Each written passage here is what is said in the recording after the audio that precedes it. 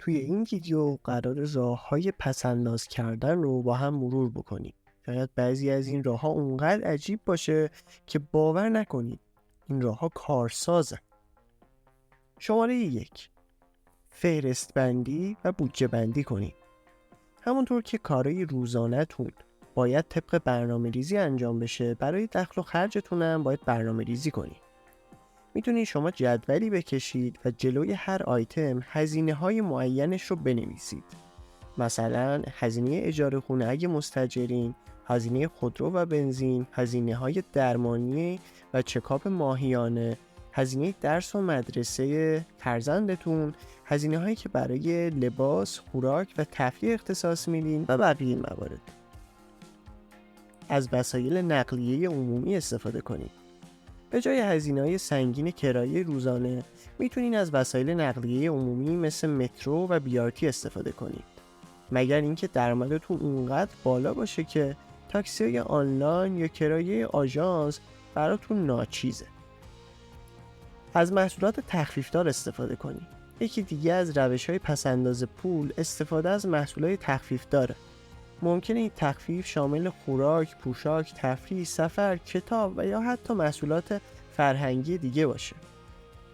میتونید توی خبرنامه سایت‌های ارائه دهنده خدمات تخفیفدار مثل تخفیفان و نتبرگ و بقیه سایت‌ها عضو بشید و از آخرین رویدادها مطلع بشید.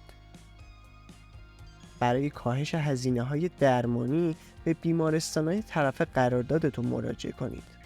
بیمارستانایی هستن که طرف قرارداد با بیمه‌های تکمیلی و یا بیمه‌های رایگان مثل بیمه نیروهای مسلحن. قبل مراجعه به بیمارستان حتما نوع بیمه طرف قرارداد رو چک بکنید. اگر نوع بیمه خدمات درمانی شما مشمول تخفیف و یا رایگان هست، حتما استفاده کنید. این حق شماست.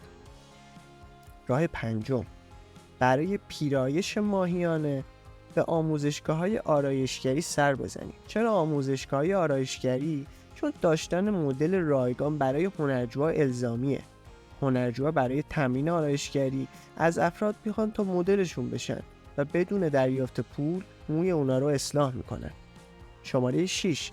از تورهای تخفیفدار یا لحظه آخری استفاده کنید.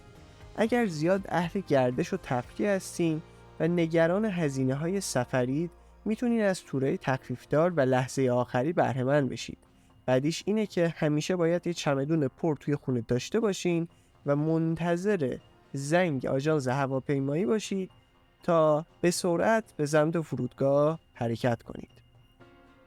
مبلغی از حسابتون رو بردارین و در کیف پول خود بگذارید و هرگز به اون دست نزنید. یکی از بهترین و قدیمی ترین روش‌های کنترل هزینه ماهیانه اینه که مبلغ معینی رو سر ماه از حسابتون بردارین و در جیبتون بذارید. با این روش دیگه حواستون به سمت کارتتون نمیره تا وسوسه بشید. هزینه‌های روزانه مثل کرایه، خورد و خوراک جزئی و یا هزینه‌های شارژ اینترنت و گوشی رو توی کیفتون بذارید. 8. اجناس ارزون قیمت در بلند مدت نخرید.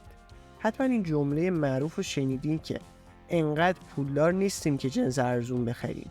یعنی این که اگر شما یک بار جنس گرون قیمت خریداری کنید، به دلیل کیفیت مطلوب و با دوام‌تر بودنش این جنس دیرتر کهنه یا خراب میشه و شما مجبور نیستین سالی چند بار اون جنس رو بخرید. 9. به جای خرید محصولات فرهنگی اونا رو اجاره کنید یا به امانت بگیرید. بهترین مثال عضو شدن توی کتابخونه‌های شهرتونه که به جای خرید کتاب یا محصولات فرهنگی میتونید از اجاره کردن یا امانت گرفتن اونا استفاده کنید. 10. به دنبال آموزش و یادگیری باشید. بدون هیچ اطلاعی وارد سرمایه گذاری نشید. حتما کتاب‌های با موضوع بازاریابی، فروش، تبلیغات، مذاکره، مدیریت مالی و پس‌انداز رو بخونید تا هرچه بیشتر مطالعه کنید و این مطالعه بیشتر باعث میشه که بیشتر رشد کنید و با درک و آگاهی بیشتر قدم بردارید. امیدوارم از این ویدیو لذت برده باشید.